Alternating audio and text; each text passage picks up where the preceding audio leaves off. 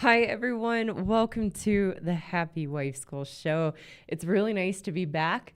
I've been away for a couple weeks enjoying the summer and camping with Adam, and I'll be here obviously today, this Saturday, and then I'll be here next Saturday as well, but not the last Saturday of July. Had to think what month we are in. But if you guys can let me know that you can hear me and see me okay, I'm in a new space. So getting the tech set up and being in the new space and doing the live for the first time is why I'm a little bit late, because there were some technical issues. So I always appreciate you guys letting me know you can hear me and see me.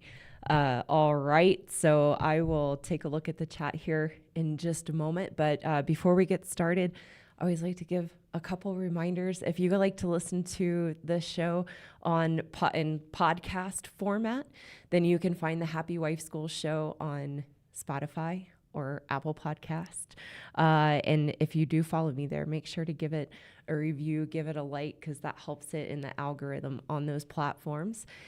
And then also, I shared this at the end of my last live stream that I'm working on a book. So I'm working on a book for sex, for married women.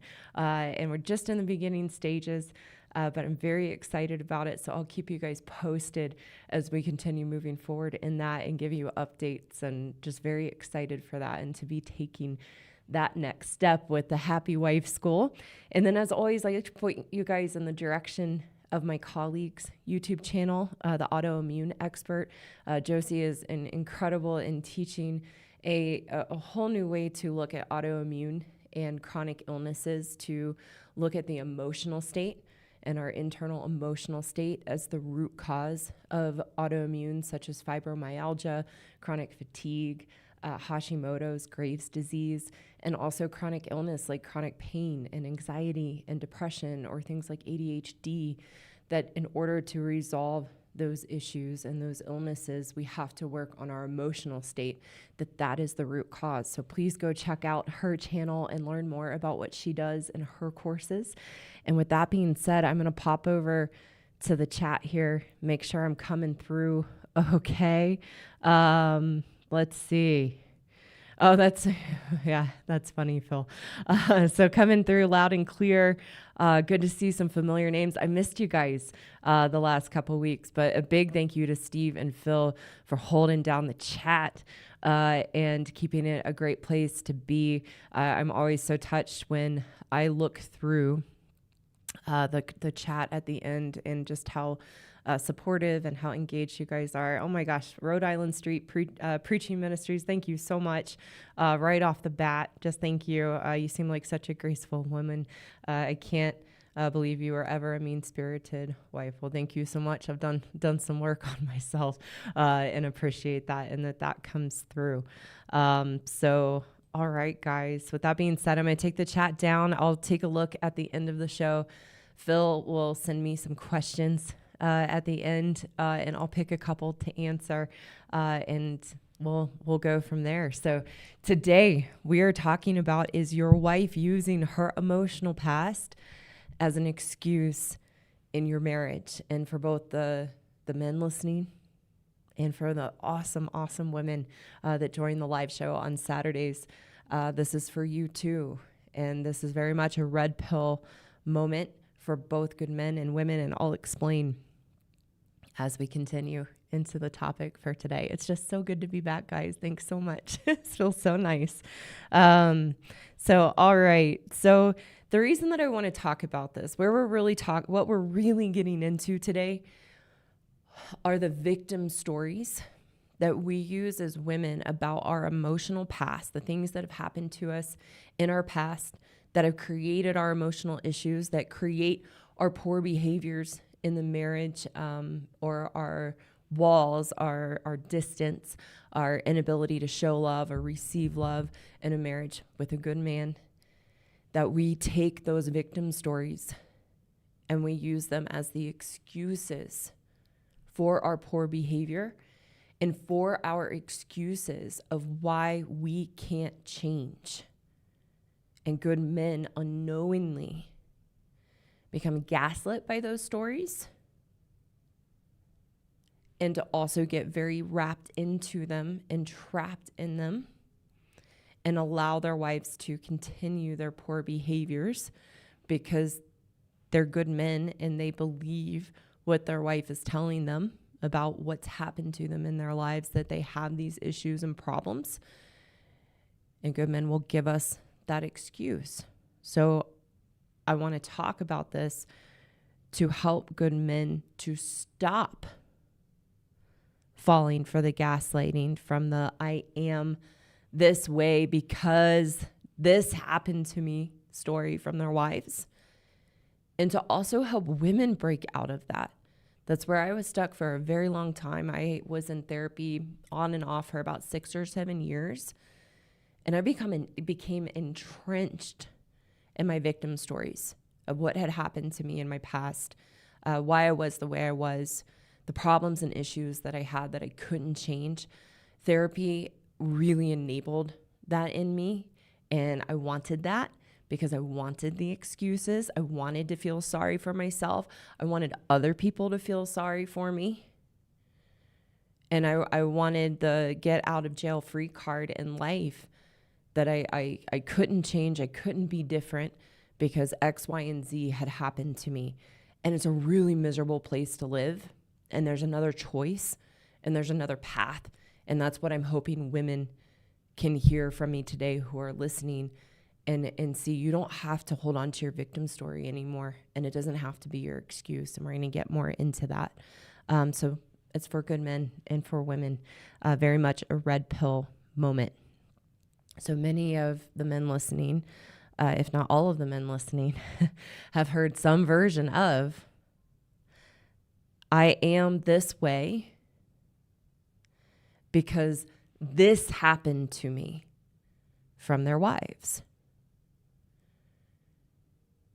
which is camp victim, as they talk about, putting the blame outside of us on our past and the circumstances of our lives, what's happened to us, for why we are the way we are.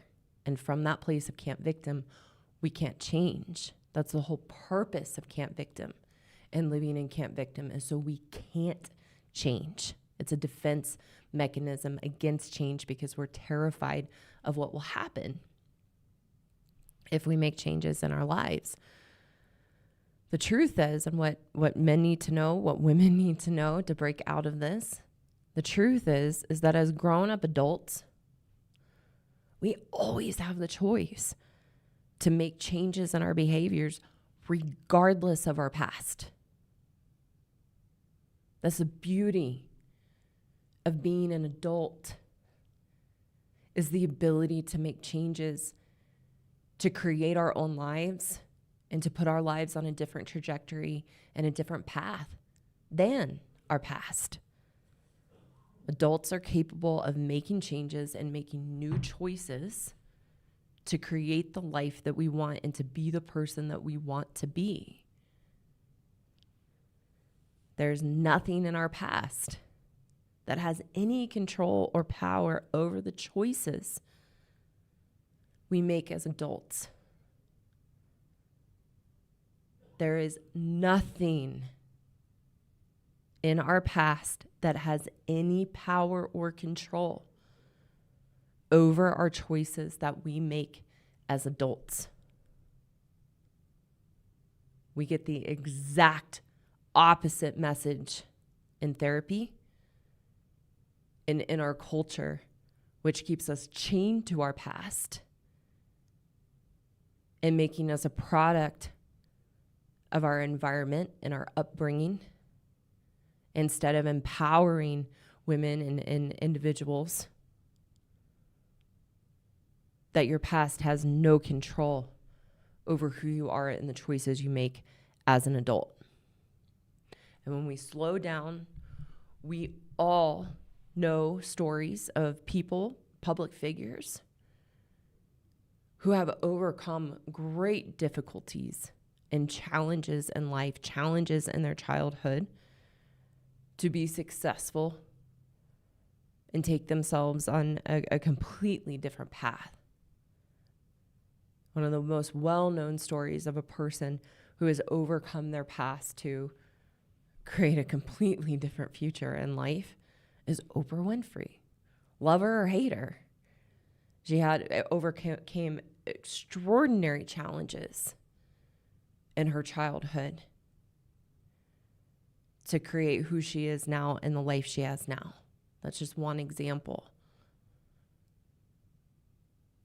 We also know people who had difficult childhoods, challenges growing up, challenges in their life, tragedies in their life, who use their past as an excuse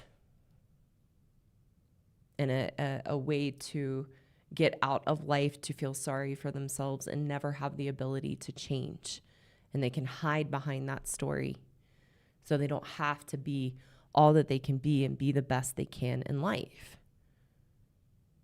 What we need to know is that we always have a choice. We can hold on to our victim stories, the things that have happened to us in our lives that we use to point the finger out of why we are the way we are, why we have the challenges we have, why we can't fill in the blank. We can stay there, or we can make the choice to move into what I call camp take responsibility, that as an adult, who I am, the problems and challenges I have, what I create my life to be, are up to me, which is empowering and breaks us free from our past. And we can actually use our past and camp take responsibility. You use your past to grow and learn from it to become a better person. And when we slow down, we all can see this and know this because we see it in others.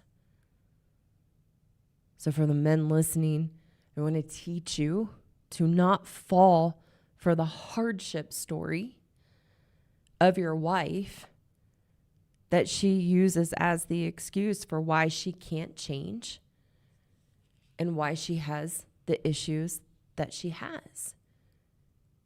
In order to break out of the gaslighting and the manipulation of these stories, break out of the gaslighting you, making you doubt your own perception of, you know, I see her with other people. I see her with her friends being kind and loving and not having these problems. But she has them in our marriage.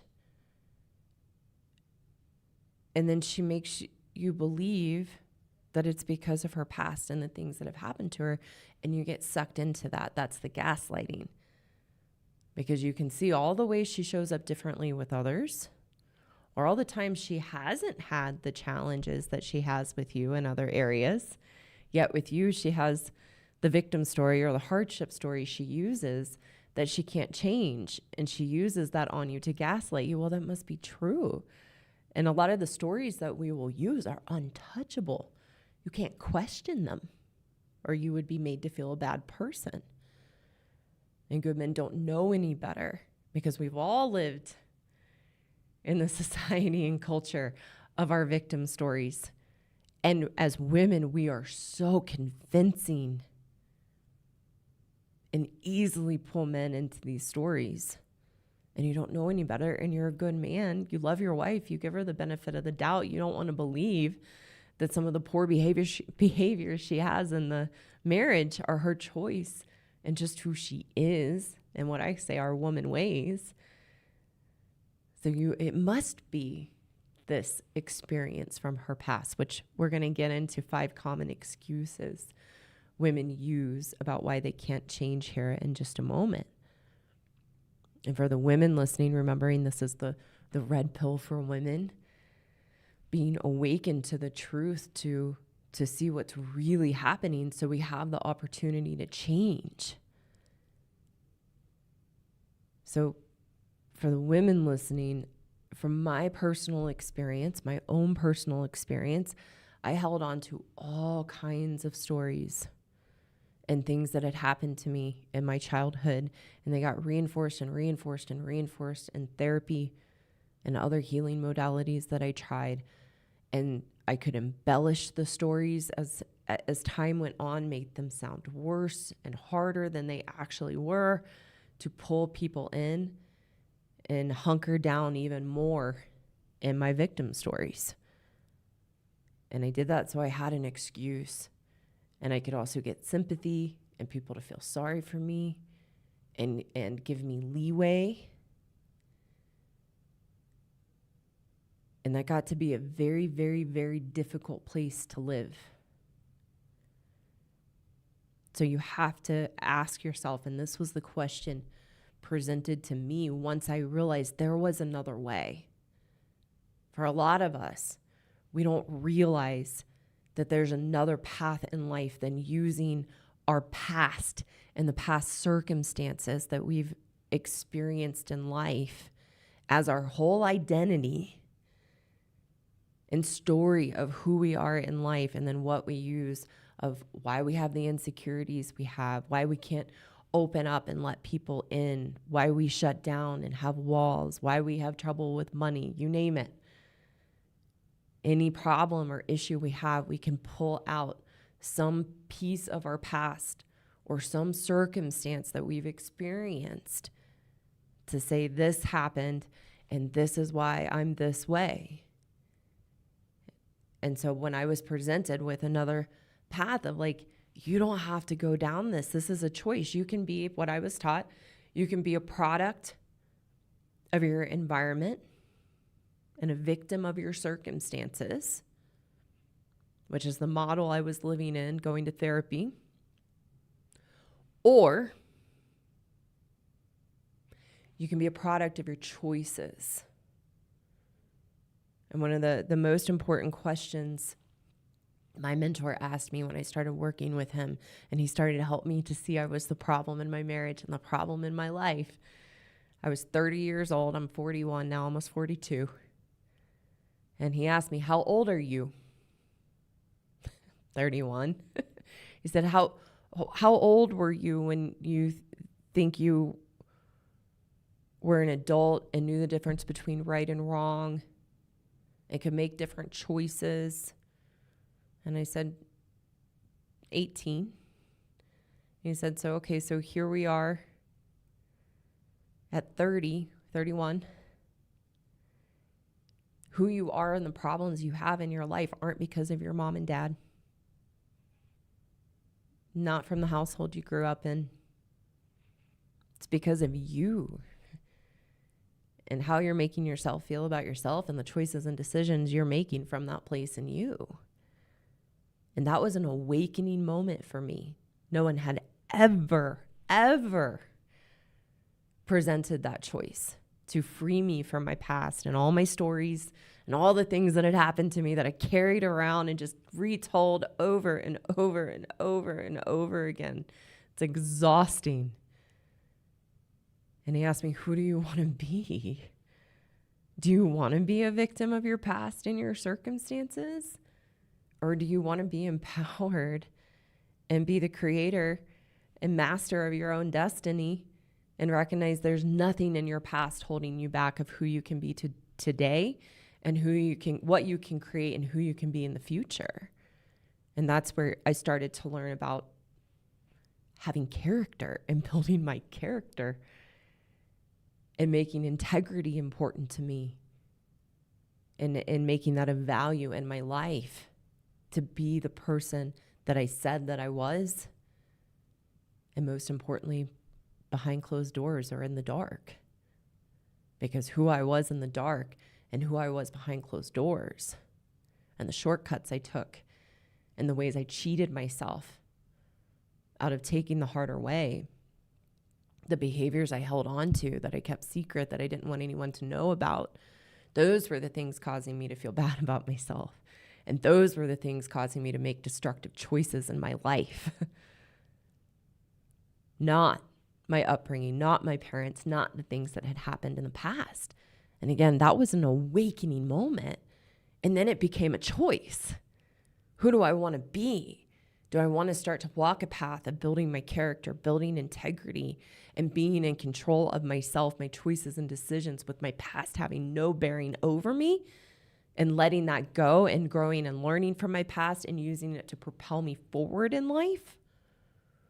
Or do I want to continue to tell the same story over and over and over again and suck people in and get them to feel sorry for me and get them to give me excuses for my behavior and be exhausted and feel sorry for myself and feel sad and be miserable internally? Who did I want to be? And what kind of experience of life did I want to have? And fortunately, somewhere in me, I made the choice to live in Camp Take Responsibility. Doesn't mean I don't ever have to look at victim stories I've held on to and buried inside of me. I had to do that this morning in preparing for the live show. I shut down because I didn't want to see where I still hold on to my emotional past and blame it for behaviors or areas I struggle now. Like, oops, oh, well, that's part of the growing and learning. You never know what's going to come up. So for the women listening, you have to ask yourself those questions and realize that you have a choice. You don't have to keep repeating the same story and living in those victim stories you have. Once you know that there's two different paths and you can take a different direction, that's when you know that you have a choice. And one of the things we do is we constantly make our past and the things that have happened to us traumatic. Everything's traumatic anymore. Everything is labeled as trauma. And I had all of those stories too, and actually got diagnosed with PTSD by how much I had embellished my victim stories and what had happened to me in my childhood. But once I realized this and was given a different option, once you know there's a choice, viewing life through a trauma lens is a choice. You don't have to. If you want to free yourself and give yourself a new opportunity in life to use those challenges and the hard things you've gone through to propel yourself forward and to see the gifts and why they happened and use them to become strong in yourself. It's a choice we can make. And you don't have to let anyone tell you you can't make that choice. Because there's plenty of therapists, unfortunately, out there and psychiatrists that will tell you you'll never be free of these things. Don't let someone tell you that. It's not true. And I'm living proof, and the people I've worked with are living proof. Once you can see, when we look at all the stories people have of what they've gone through, you can start to see they're all pretty similar. Maybe different context, different people, but very, very similar common things we go through in life. Doesn't mean they're not hard. Doesn't mean they weren't incredibly challenging or filled with loss and sometimes tragedy. But when you can see these are the experiences of life, doesn't make them right or okay, but they're just the experience of life. You can begin to normalize what you've gone through so you stop making it overwhelming and traumatic and so big you can't overcome it. When you normalize that these are common issues we go through in life, you can actually overcome them and grow and learn from them and use them to become stronger. So where I would like to go next are 5 common excuses women use from their past. And before we go there, I have to take a quick sip of water. All right, so 5 common excuses women use from their past and how we use these in our marriages to pull our husbands in, suck our husbands into our victim stories, and they are untouchable. So even if our husband says, yeah, I know that happened, and I've known other people that's happened to, and they can make changes, why can't she, or she doesn't use this as an excuse with her friend Susie,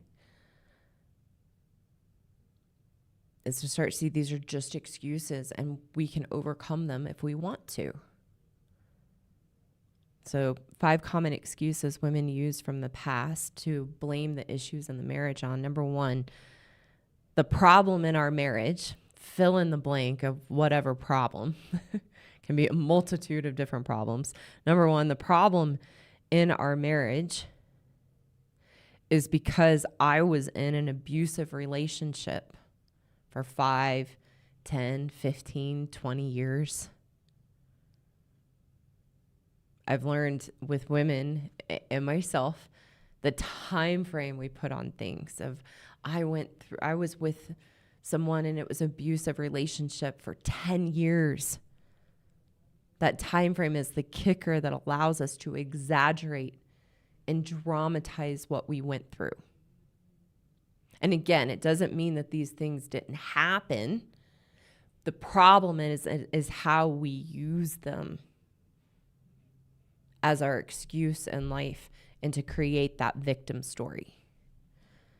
Number 2, the problem in our marriage, again, fill in the blank, is because I had an alcoholic dad who was abusive to my mom.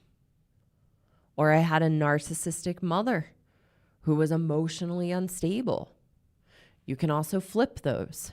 I had a narcissistic dad who was emotionally unstable. I had an alcoholic mother. Those are very, very common excuse we will use from our past. Number 3, the problem in our marriage is because my parents divorced and I come from a broken home. So I never had a healthy relationship modeled to me. Or big buzzword right now and big buzz theory that I'm going to do a show on soon. Because I come from a broken home and my parents divorced, I have attachment issues.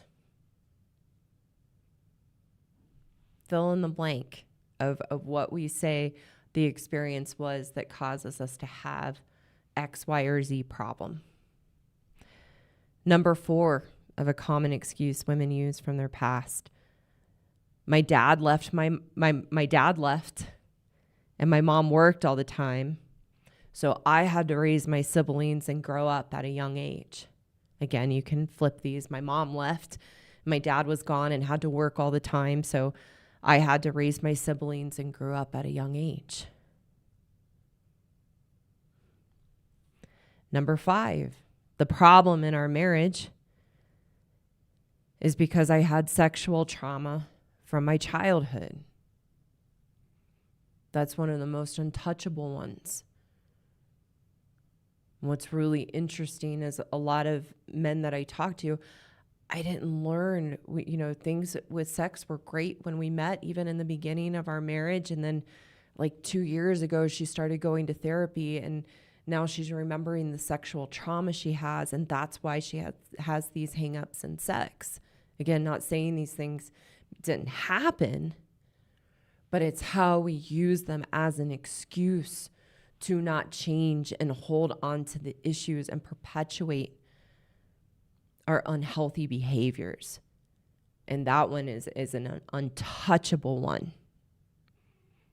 So what we want to realize is that, again, not saying that these don't happen, because they are actually very common in the human experience.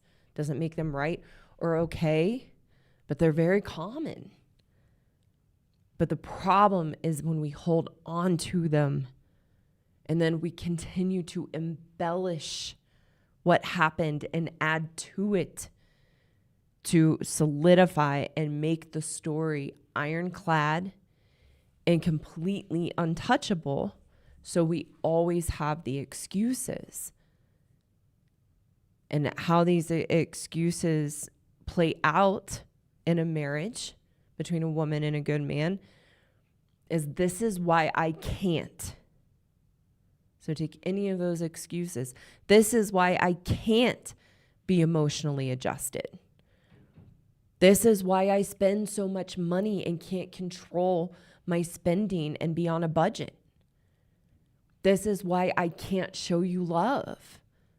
This is why I can't be affectionate and engage in physical touch with you. This is why I can't receive love. This is why I'm distant and cold. This is why I don't want sex or can't have sex. This is why I'm emotionally unstable. This is why I get so frustrated and overwhelmed being a mom. This is why I lash out. Fill in the blank. Again, any problem we have, this is why I can't. And that's a very, very difficult place to live, and there's no change there. That's the purpose of the victim story. And then again, we can feel sorry for ourselves. We don't have to step up. We don't have to make something of ourselves. We don't have to take accountability. We can just do what we want and have free reign, and then manipulate others, especially our husbands, to get you to back off, to feel sorry for us, to walk on eggshells, to avoid bringing up the issues and the problems. And if you try to, one of the most common tactics that we use is crying. It's like you touch one of these wounds and poke at it and suggest we need to change, and then we start crying and getting emotional, and a good man's like, whoa, sorry, don't want to re-traumatize you. And we manipulate you with our crying and getting emotional. That's Camp Victim. Again, what we want to do is move to Camp Take Responsibility, to normalize our past, that unfortunately and sadly, these are common experiences we go through as humans. It's just life. So that we can use them and reframe our past and embrace it to grow and learn, so that we no longer use it to define who we are, and they can push us into becoming all we can be and find the gifts in our past. It's a choice. We have to wake up and realize it's a choice. So in getting into the solution, first for women caught in this and using your past and what's happened to you as your excuse of why you can't change, do what I did. Now you have a choice. This is, if you're open and listening, this is giving you context. There's a different way. Lay it to rest. Lay the victim story to rest.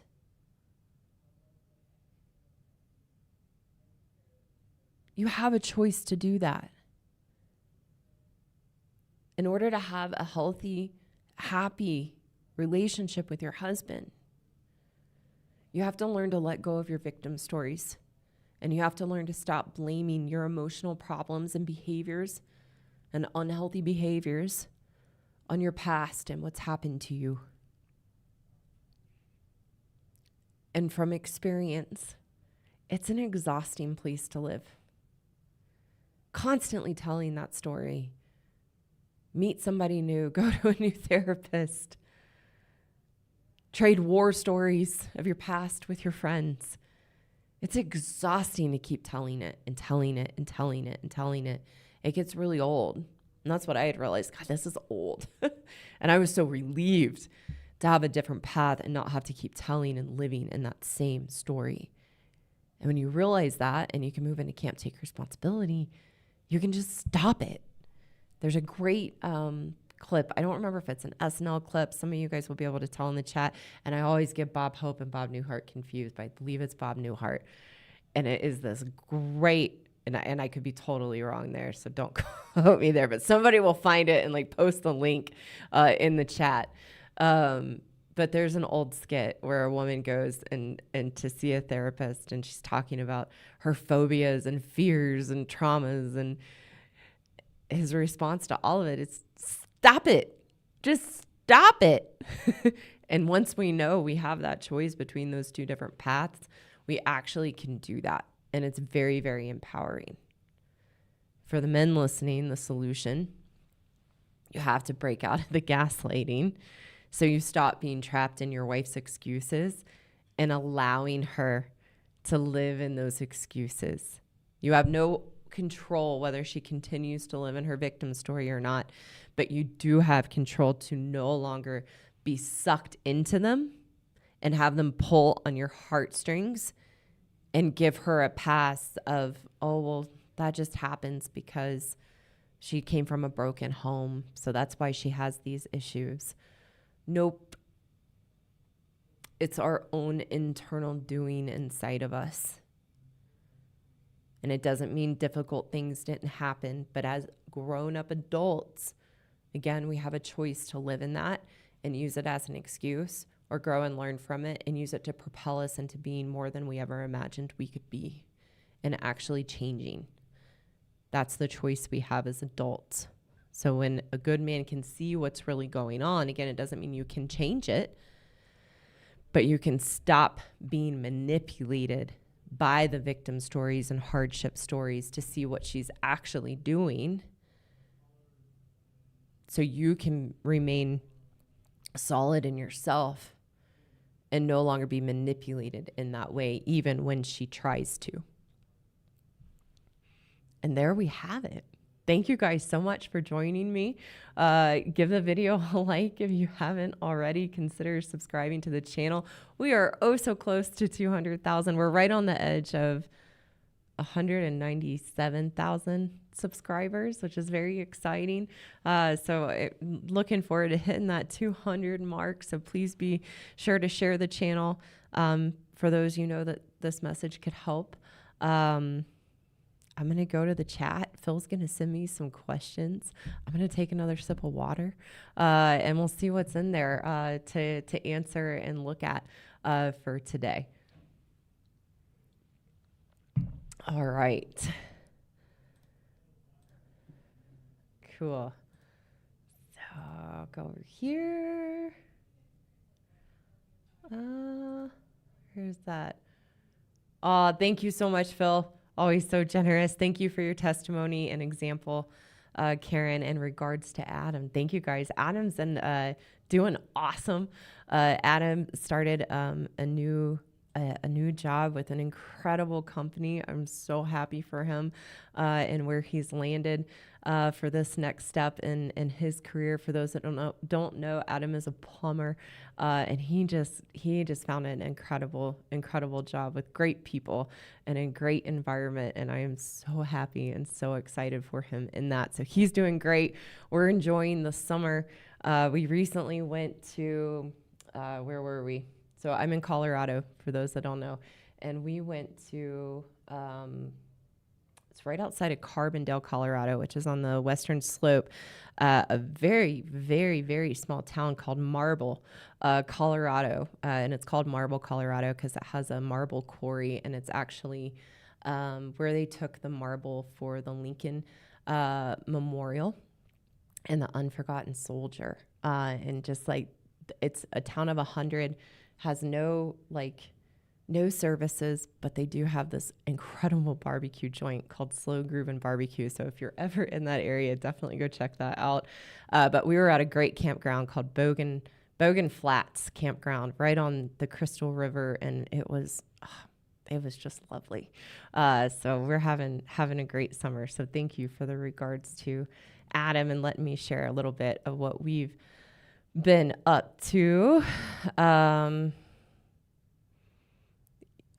So all right, so I see this comment and I gotta address it. So only beta provider husbands get hit with excuses. So thank you for the comment, but these are the kinds of comments and messaging that continue to emasculate good men. Beta men are men who've been emasculated, and good men don't know better than to fall for the excuses because they're good-hearted. They see the best in people. They're kind, thoughtful, giving. They're more sensitive men. And they're who get trapped in these women ways. And we as women, this is really important, we as women create men to be beta men through the emasculation. We are creating it. And so a good man, or a man who's gotten into that beta position, has to be educated to see what's happening because he can't see it. He's in the matrix of what we do to men as women through our woman ways, through our emasculation that creates them to be the beta man, the man without a backbone. That's my mentor says milk toast. We create that so we can be in control and weaken them. But when a man who's become a beta man gets the education and sees what's happening and can break out of it to build himself and to regain his confidence and strength, that's where he finds his true nature as a man and no longer does fall for the excuses, even if he can't change it, because you can't change anyone but yourself. So it's very derogatory and shaming towards men to put that beta label without acknowledging what's actually happening and a woman's accountability and responsibility in creating beta men. And so a beta man who's a good man, who's been emasculated, once he understands what's happening and can use what's been happening from his wife and use his wife as his greatest teacher to become strong and confident in himself, he no longer gets sucked in, and that's where he finds his true strength and his true sense of identity as a man and in his masculinity. So I like to clarify that where I can, so thank you for the comment and giving me that opportunity. All right, I'm gonna go over to my email and see any questions or comments that Phil has sent my way. Thank you so much, Phil. All right. Questions from today.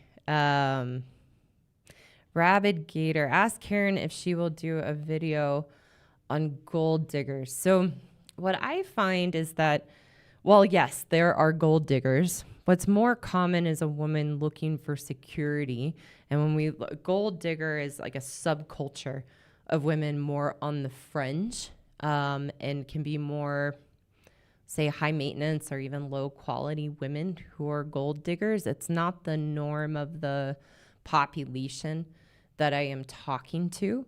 So I don't know that I'll do a video on gold diggers, but what I will likely do a video on at some point is how as women we want to be taken care of, and we'll look for a man who will provide that security but isn't necessarily wealthy or has tons of money or that kind of dynamic. That's more on the fringe of what I experience. I work with men and women who are just normal, just everyday people who don't live on the fringes of those subcultures. But thank you for the question.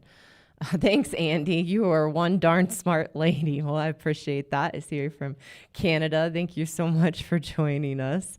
Oh, thanks, Chris. I wish we could clone Karen so more of us could have a good relationship with women. I used to love that movie when I was younger. I'd probably watch it now and be like, oh my God, this is so stupid. But there is a movie, I think, from the late 90s called Multiplicity with Michael Keaton. And I thought that movie was so funny. But that's what that reminds me of whenever I hear someone talking about cloning people. I think of Multiplicity. Oh, good for you, Jay. As always, I love everything you have to say. Thank you. I just had this conversation with my girlfriend who wants to be my future wife, but she needs to get all the ingredients together for a complete meal. Good for you. Let's see. Can you help me determine if my partner of 10 years and I should get married? That's a good question that I think could make a really good topic for a full video. So I'm going to hold on to that one of how to know if you're not married, how to know if you should get married. Awesome. Oh, and somebody did post the Stop It sketch, and it was Bob Newhart. Good. I always question myself, and I'm like, gosh, Bob Newhart. I get the names confused. So I'm glad it was Bob Newhart. And they posted the Stop It sketch. It's so good. It's so good. I've been known to watch that sometimes if I'm kind of stuck in a victim place of like, or just using an excuse of some sort. Just watch that. It makes me laugh, and then I can snap out of it. So it's a good tool, ladies. So thank you so much. And thank you, Phil, for sending those over. Let's see, just popping back over here. Thanks, Christopher. I just wanted to say hello and let you know I enjoy your content. I appreciate that. And thank you guys so much for hi, Salty. Me and my son are here. Always so nice to have you. Thanks for joining. Yeah.